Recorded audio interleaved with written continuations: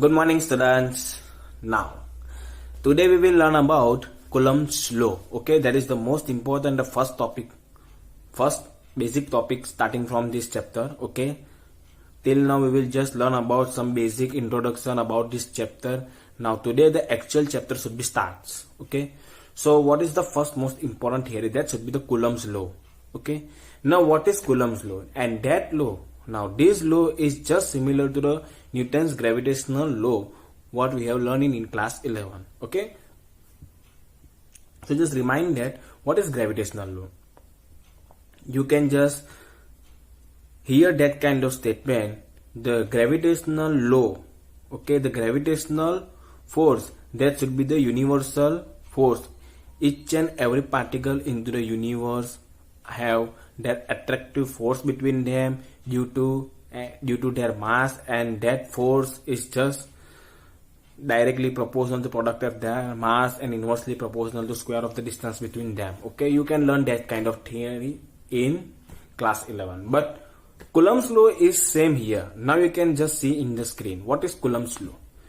It is exactly like the Newton's law, but there is a mass, but here is the quantity should be changed. Mass should be changed with the intrinsic property, that should be charge. So what is the law here? The force of the interaction between the any 2 point charges is directly proportional to product of their charge and inversely proportional to the square of the distance between them, and this force is act as along the line joining to them. It means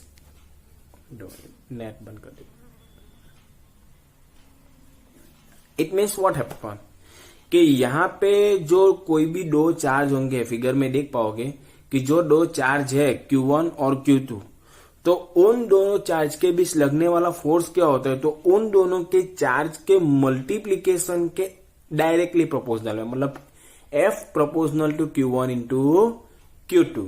okay, and inversely proportional to the square of the distance between them, मतलब उन दोनों के बीच का जो distance है R, जब Q1 और Q2 के बीच का जो डिस्टेंस है R, तो उसके इनवर्स के प्रोपोर्शनल में. तो अकॉर्डिंग टू Coulomb's लॉ मैं इधर लिख सकता हूं कि according to Coulomb's law F proportional to Q1 into Q2 and F proportional to 1/r².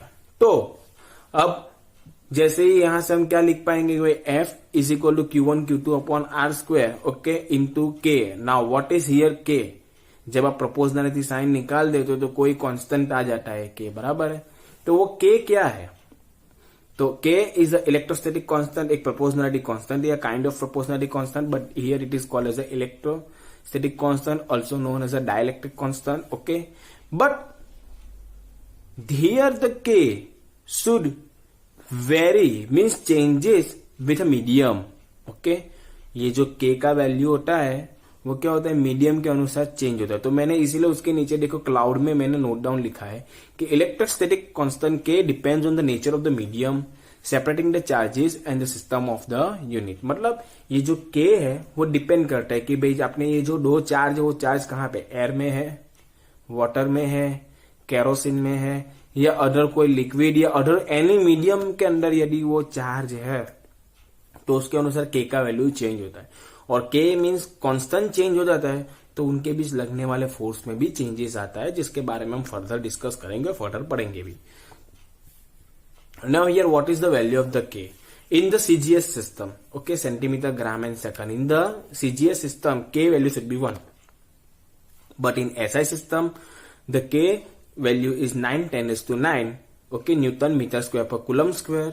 Okay, and that is also defined as the 1/4 pi epsilon. K is equal to 1/4 pi epsilon. Here you can see the symbol kind of E, that is called as a epsilon. Okay, here epsilon is the electrical permittivity of a free space 8.85 10⁻12, और इसका जो unit होगा वो क्या होगा, जो K का unit है उससे उल्टा होगा, Coulomb स्क्वायर पर newton into metre square. Okay, तो आप समझ पा रहे हो कि K का ये जो फॉर्मूला है वो आपको याद रखना पड़ेगा कि भाई K is equal to 1/4 pi epsilon, where epsilon is equal to 8.85 10⁻12. Okay, तो ये वैल्यू आपको याद रखनी पड़ेगी. ओके, तो आप अच्छे से तैयारी कर पाओगे। चलो अब हम आगे देखते हैं बच्चों, Coulomb's law in a vector form. Okay, that is also important topic. Now what is Coulomb's law in vector form? तो आप जरा देख पाओ रहे हो स्क्रीन में कि मैंने कुछ उसके बारे में लिखा है, कुछ पॉइंट डाउन है, आपको ये सभी याद रखना है कि to represent the direction of the force between two point charges. मतलब क्या है कि हमने अभी तक ये देखा कि भाई दोनों के बीच फोर्स लगता है के Q1 Q2 upon R square, मतलब चार्ज का जो वैल्यू होगा उन दोनों के बीच का जो डिस्टेंस है उसके अनुसार उनके ऊपर फोर्स लगता है। बट ये फोर्स कौन सी डायरेक्शन में लगता है? ओके, Q1 से Q2 की ओर या Q2 से Q1 की ओर, और कौन सी डायरेक्शन में फोर्स लगता है? तो इसलिए इधर हम देखेंगे वेक्टर फॉर्म। तो देखो, to represent the direction of the force between two point charges, Coulomb's law represented as a vector form. ये पॉइंट आपको समझ में आया कि भाई फोर्स कौन से डायरेक्शन में लग रहा है, इसलिए ये वेक्टर फॉर्म रिप्रेजेंट करना जरूरी। चलो तो आगे देखते हैं। Let the position of the charge Q1 and Q2 and R1 and R2 respectively. देखो आप फिगर में देख पा रहे भाई दो चार्ज है, एक Q1 है दूसरा Q2 है, और दोनों का पोजीशन भी मैंने दिखा दिया है कि भाई पहले वाले का पोजीशन R1 है, दूसरे वाले का पोजीशन R2 है। तो we denote the force on the Q1 and Q1 due to Q2 by F12 and the force on the Q2 due to Q1 that is F21। मतलब क्या रहा है कि यहाँ पे हम देख रहे हैं कि भाई Q1 वाला Q2 पे फोर्स लगा रहा है और Q2 वाला Q1 पे फोर्स लगा रहा है। ओके, देखो Q1 के ऊपर Q2 के थ्रू लगने वाला फोर्स और Q1 के ऊपर Q2 के लगने वाला फोर्स, तो वो फोर्स दोनों कैसे रहेंगे? इक्वल रहेंगे। F12 is equal to F21। क्यों? क्योंकि इसमें Coulomb's लॉ भी अप्लाई होता है और न्यूटन्स थर्ड लॉ भी अप्लाई होता है। हाउ? तो Coulomb's लॉ कैसे अप्लाई होता है कि मैंने बताया कि भाई फोर्स बिटवीन टू चार्जेस, मतलब एक चार्ज Q1 है दूसरा चार्ज Q2 है, तो क्या आएगा K Q1 Q2 upon R square. तब Q1 इंटू Q2 लिखो या Q2 इंटू Q1 लिखो, मल्टीप्लाई तो दोनों का ही होने वाला है, बराबर है। यानी पहले वाले का चार्ज 1 है दूसरे वाले का चार्ज 2 है, तो अब क्या आएगा Q1 Q2 upon R square. तो 1 इंटू 2 करो या 2 इंटू 1 करो, आंसर तो 2 ही है ना। तो इट मीन्स दोनों का फोर्स कैसा रहेगा? इक्वली रहेगा। और दूसरी बात यह है कि न्यूटन के अनुसार कैसे हो सकता है, तो पहला बॉडी दूसरे बॉडी पे जितना फोर्स लगाता है उतना ही दूसरा बॉडी पहले बॉडी पे फोर्स लगाता है, तो उसके अनुसार भी हम बता सकते हैं कि भाई फोर्स कैसा इधर इक्वल ही रहेगा। F12 is equal to F21। अब यहाँ पे वेक्टर एडिशन का हमने त्रिगोनोमेट्री का जो वेक्टर एडिशन था वो हमने फॉर्मूला लगाया कि भाई R1, देखो यहाँ पे मैंने बताया कि भाई टोटल एडिशन कैसे निकालते हैं कि दोनों जो हेड है, ओके, दोनों हेड और दोनों टेल जहां पे इकट्ठी होती है वो आपका फाइनल होता है ना। तो उस तरह से हमने जो ट्राइंगल एडिशन का जो फॉर्मूला है जो हम 11th में सीखे वो लगाया है कि R1 is plus R12 is equal to R2।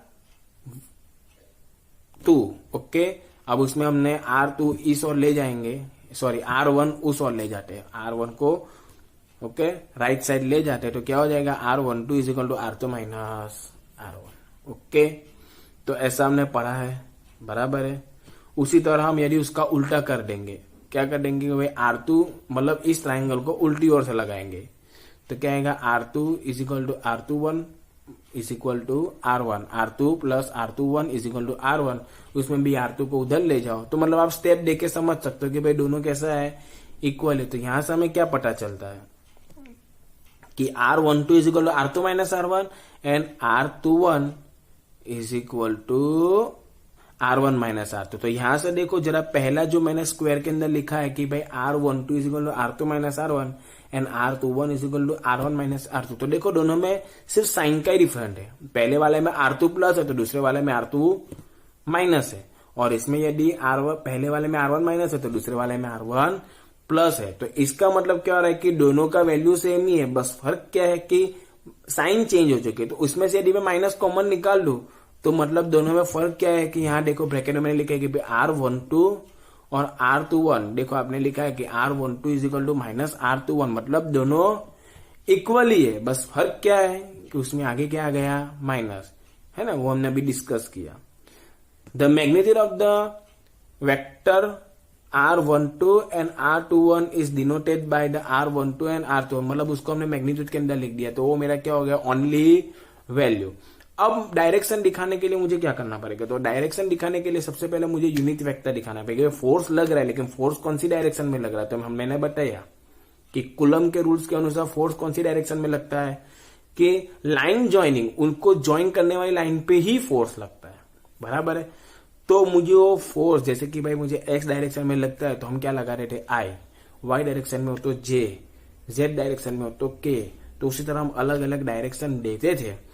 तो उसी तरह इसमें भी कोई डायरेक्शन देने के लिए मुझे उसका क्या बनाना पड़ेगा, एक यूनिट वेक्टर बनाना, क्योंकि आई जे के तीनों का क्या है, यूनिट वेक्टर, हमारा यूनिट वेक्टर है, लेकिन उसका वैल्यू कितना है, एक ही है, बराबर है। तो उसी तरह यहां पे भी होगा। तो उस यूनिट वेक्टर हम कैसे बनाएंगे, तो यूनिट वेक्टर का हमने पढ़ा था कि क्या है कि जो एक्चुअल वेक्टर है उसको उसी के मैग्नीट्यूड से हम क्या कर देंगे, डिवाइड कर देंगे, तो वो मेरा क्या बन जाएगा, यूनिट वेक्टर।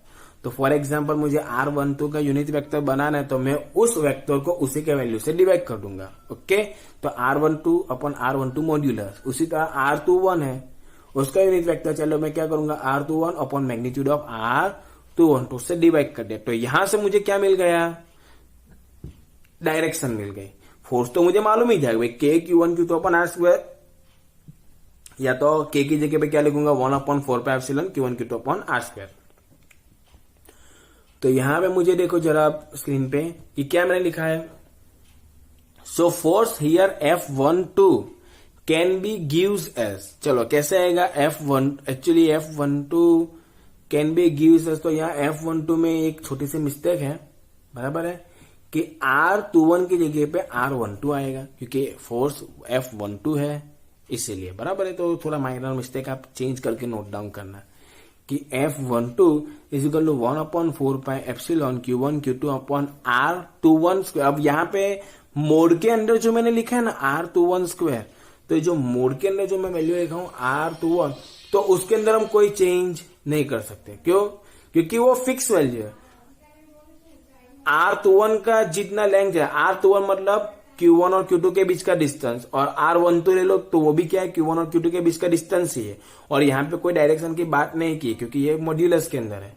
तो बोलो वहां पे आप R12 लिखो, R21 लिखो, या ओनली R भी लिखो चलेगा। तो Q1 Q2 upon mode R square, लेकिन उसके बाहर जो मैंने कैप करके लिखा है वो डायरेक्शन दिखाता है। ये जो मैंने बताया 1/4πε Q1 Q2 upon R21 square, तो वो आपका मैग्नीट्यूड है, क्या है वो आपका मैग्नीट्यूड है। लेकिन ये जो मैं ऊपर उसके बगल में जो मैंने लिखा है कि भाई R12 मतलब 21 लिखा है, लेकिन मैंने कहा चेंज करके लिख देना, R21 का जो मैंने कैप है, R21 का जो आपका कैप है वो मेरा क्या होगा, यूनिट वेक्टर होगा। ओके, तो ये यूनिट वेक्टर क्या दिखाता है, उसकी डायरेक्शन दिखाता है। चलो तो अब कुछ पॉइंट है वो देख लेते हैं, फिर उसके बाद हम आगे देखेंगे। If first point Q1 and Q2 are the same sign, अगर Q1 और Q2 कैसे सेम है, मतलब या तो दोनों पॉजिटिव है या तो दोनों नेगेटिव है। तो मतलब अगर दोनों पॉजिटिव है तो देखो Q1 इंटू Q2 मतलब दोनों का मल्टीप्लीकेशन करो, पॉजिटिव इंटू पॉजिटिव क्या आएगा, पॉजिटिव ही आएगा, और माइनस होंगे दोनों के दोनों, तो माइनस इंटू माइनस क्या हो जाएगा, प्लस ही हो जाएगा। तो मतलब यदि दोनों सेम साइन के हैं तो Q1 Q2 क्या आएगा, ग्रेटर देन 0, तो इसका मतलब क्या होगा, उन दोनों के बीच रिपल्सन होगा। और हम जानते हैं कि अगर दोनों पॉजिटिव हो गए तो रिपल्सन, दोनों नेगेटिव हो गए तो भी रिपल्सन। तो इट मीन्स यदि Q1 इंटू Q2 दोनों का मल्टीप्लीकेशन यदि पॉजिटिव वैल्यू आता है तो समझ जाना चाहिए कि उनके बीच रिपल्सिव फोर्स लगने वाला है। लेकिन मान लो दोनों अल्टरनेट साइन है, सेकंड पॉइंट कि भाई एक आपका Q1 है, दूसरा आपका Q2 है, एक पॉजिटिव है और दूसरा नेगेटिव है, तो पॉजिटिव इंटू नेगेटिव क्या हो जाएगा, नेगेटिव, और ये नेगेटिव इंटू पॉजिटिव वो भी क्या हो जाएगा, नेगेटिव। को मतलब यदि दोनों का मल्टीप्लीकेशन लेस देन है या तो नेगेटिव आता है, लेस देन 0 यानी नेगेटिव आता है, तो इसका मतलब उन दोनों के बीच लगने वाला फोर्स क्या होगा, एट्रैक्टिव फोर्स होगा। तो फोर्स यदि पॉजिटिव और नेगेटिव आता है उसके ऊपर से हम बता सकते हैं कि इनके बीच मतलब ये Q1 इंटू Q2 जो है, अगर मल्टीप्लीकेशन पॉजिटिव आता है तो रिपल्सिव फोर्स, और ये मल्टीप्लीकेशन नेगेटिव आता है तो वो क्या हो जाएगा, एट्रैक्टिव फोर्स। चलो अब हम थोड़ा डाइलेक्ट्रिक कांस्टेंट के बारे में पढ़ेंगे। क्या पढ़ेंगे? डाइलेक्ट्रिक कांस्टेंट के बारे में पढ़ेंगे। तो first of all, what is the force in a medium? Actually what is dielectric constant? तो अभी जो हमने के की बात की थी ना, के Q1 Q2 अपन आज के, उसमें जो के था मैंने के की जगह पे लिखा था 1/4 एप्सिलॉन। यदि आपको याद हो तो अभी मैंने जस्ट बताया कि भाई के इज इक्वल क्या होता है 1/4 एप्सिलॉन 0। तो वो जो के था वो के किसके लिए था? वैक्यूम के लिए। ओके, यहां पे भी वही है, बस मैंने चेंज क्या करे कि एप्सिलॉन के नीचे जो मैंने 0 लिखा था, एप्सिलॉन 0, 1/4 एप्सिलॉन 0 था, उसकी जगह मैंने सिर्फ एप्सिलॉन लिखा है। तो एप्सिलॉन मतलब क्या आता है? That is the permittivity of the medium. और उसमें क्या था? एप्सिलॉन 0। देखो उसके नीचे मैंने लिखा ही है कि वो क्या था? परमिटिविटी न मीडियम था, अरे सॉरी वैक्यूम था, परमिटिविटी न वैक्यूम था। तो क्या है? The force in a medium Fm is equal to 1/4 epsilon Q1 Q2 upon R square, where epsilon is the electric permittivity of the medium and force in a vacuum 1/4 epsilon Q1 Q2 upon R square, जहां epsilon 0 क्या है? वो permittivity of the vacuum. तो अब मैं क्या करता हूं? दोनों इक्वेशन को डिवाइड करता हूं। तो आप देख सकते हो कि 1/4 कैंसिल हो जाएगा, Q1 Q2 upon R square भी कैंसिल हो जाएगा, और जो एप्सिलॉन अपॉन एप्सिलॉन इन दोनों का रेशियो निकालोगे तो आपका ऐसा वैल्यू है कि भाई F0 upon Fm is equal to epsilon upon epsilon 0।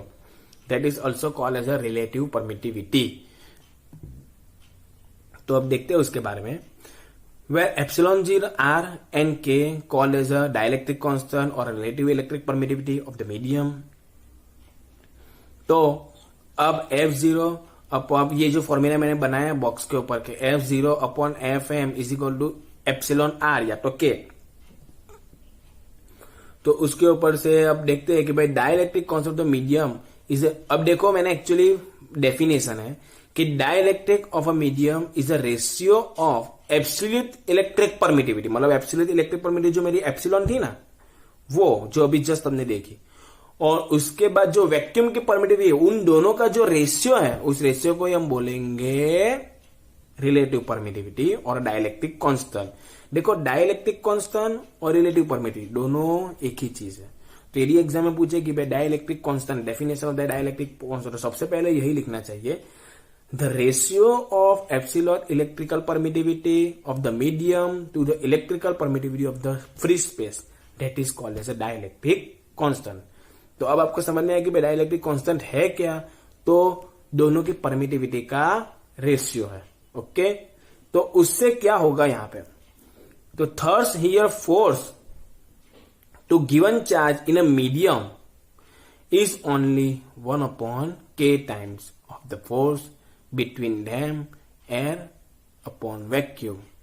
तो यहां पे हमने पहले से बताया कि भाई इससे फर्क क्या पड़ेगा कि आपका जो फोर्स है, जैसे कि मान लो कि Fm is equal to F0/k लिखा, इट मीन्स मान लो कि दो चार्ज थे, बराबर है। अब ये दो चार्ज के बीच लगने वाला फोर्स अराउंड 10 न्यूटन है, इतना ज्यादा तो होता ही नहीं है, फिर भी मान लो कि 10 न्यूटन है, बराबर है। तो यदि मैं इसको एक ऐसे मीडियम में डाल देता हूं जिसका डाइलेक्ट्रिक कांस्टेंट 2 है, क्या है? 2 है, तो मतलब पहले उनके बीच कितना फोर्स होगा? 10। अब जैसे मैं उसको डाइलेक्ट्रिक मीडियम के अंदर रख दूंगा तो मेरा नया फोर्स क्या हो जाएगा, जिसका वैल्यू कितना है? डाइलेक्ट्रिक कांस्टेंट का वैल्यू 2 है। ऐसे मीडियम के अंदर यदि जैसे मैं ये चार्ज रख दूंगा, सेम डिस्टेंस भी चेंज नहीं करूंगा, चार्ज भी वही रहेगा, सब सेम रहेगा, ओनली मीडियम चेंज कर रहा हूं, तो मेरा वैल्यू क्या हो जाएगा? डिवाइड बाय 2, मतलब 10/2 दैट इज इक्वल टू 5। तो अब उन दोनों के बीच कितना फोर्स लग रहा है? 5 न्यूटन का फोर्स लग रहा है। तो यहां से आप कैलकुलेशन भी कर सकते हो कि भाई Fm is equal to F0/k, where F0 is the force between charges into the free space and k is equal to dielectric constant. सब मटेरियल का अलग अलग डाइलेक्ट्रिक कांस्टेंट होता है, एग्जाम में आपको उसका वैल्यू दिया जाता है। चलो last and next topic, force between multiple charges. What? Force between multiple charges. So force on any charge, actually ये जो कुलम्स लॉ हमने पढ़ा, तो कुलम्स लॉ में क्या है, that is also called as a two body force. मतलब यहां पे सिर्फ दो ही चार्ज थे, Q1 और Q2 के बीच लगने वाला फोर्स। तो हमने ऐसे फोर्स के बारे में डिस्कस की। अब हम ऐसे फोर्स के बारे में डिस्कस करेंगे कि एक चार्ज के ऊपर बहुत सारे चार्ज के थ्रू फोर्स लगते हैं। जैसे कि यहाँ पे कोई चार्ज Q है, Q1, Q2, Q3, Q4, ऐसे बहुत सारे फ्री स्पेस में 3D में कहीं पे भी कोई भी चार्ज है, तो किसी एक चार्ज के ऊपर Q2 के थ्रू, Q1 के थ्रू, Q2 के थ्रू, Q4 के थ्रू, सब अलग अलग के थ्रू कितना फोर्स लगता है, टोटल फोर्स क्या होगा, तो उसके बारे में हमें सीखना है। तो इसके लिए हम वो जो सुपरलेटिव थियरम 11th में पढ़े थे, उसके रिलेटेड हम थियरी यहां पे लगाएंगे। तो देखो पहला क्या है, the total force on a charge due to the number of charge at a rest is the vector sum of the all the force that charge due to other charges. It means कि यहां पे जो एक charge के ऊपर जो force लगने वाला, वो सभी चार्ज के थ्रू, मतलब यहां पे कोई चार्ज Q है तो Q1 के थ्रू, Q2 के थ्रू, Q3 के थ्रू, Q4 के थ्रू, सबके थ्रू जो फोर्स लगने वाला, तो उन सभी फोर्स का वेक्टर एडिशन करो, और वेक्टर एडिशन से आपको जो फाइनल फोर्स मिलता है वो आपका एक्चुअल फोर्स है। तो यहां पे मैंने एक एग्जांपल दिया है कि एक चार्ज है Q1, तो Q1 पे Q2 के थ्रू और Q3 के थ्रू क्या क्या फोर्स है, फोर्स किस पे लग रहा है, Q1 पे। कौन लगा रहा है, Q2 और Q3। तो Q2 और Q3 के थ्रू इसके ऊपर क्या फोर्स लग रहा है, उसके थ्रू हम थोड़ा डिस्कशन करेंगे। तो सबसे पहले मैंने जो डेफिनेशन पढ़ी, वो डेफिनेशन के अनुसार क्या है हमारा फॉर्मूला, कि सबसे पहले क्या करेंगे, Q1 के ऊपर Q2 के थ्रू लगने वाला फोर्स और Q3 के द्वारा लगने वाला फोर्स, उन दोनों फोर्स हम पहले निकाल लेंगे, फिर बाद में क्या कर देंगे, उसका vector addition according to theorem. तो क्या करेंगे, सबसे पहले मैंने लिखा है कि भाई F12 क्या है, K Q1 Q2 अपन R12, उसका मतलब Q1 पे Q2 के द्वारा लगने वाला फोर्स मिल गया। सिमिलरली Q3 के द्वारा Q1 पे, तो क्या आएगा F13, that is K Q1 Q3 आएगा इधर, क्या आएगा Q3, सॉरी मिस्टेक हो गई है, upon R31 square upon R31। तो अब मैंने बताया अकॉर्डिंग टू डेफिनेशन क्या करेंगे, दोनों का एडिशन कर देंगे। तो F1 is equal to F1 मतलब 1 पे लगने वाला टोटल फोर्स, तो F12 प्लस F13 होगा। सिमिलरली ऐसे बहुत सारे चार्जेस है। Similarly if the system of the n number of charges Q1 Q2 Q3 n times of charges, then what happen, then total force क्या आएगा, F is equal to F12 F13 F14 F15। तो 1 पे सबके through लगने वाला total force आ जाएगा। तो उसी तरह मैंने क्या लिखा, यहाँ पे सबका एडिशन कर दिया। ओके, तो ये दो इक्वेशन में लिखा कि टोटल आएगा, जिसमें यहाँ K Q1 तो सब में ही रहेगा, बराबर है, और बाकी का कहाँ चला जाएगा, अंदर। तो here summation I is equal to 2 to n where RI1 और RY1 कैप। ओके, तो ये जो मैंने फॉर्मूला लिखा है वो नोट डाउन कर ले, कुछ भी समझ ना आए तो कांटेक्ट जरूर करें। ओके।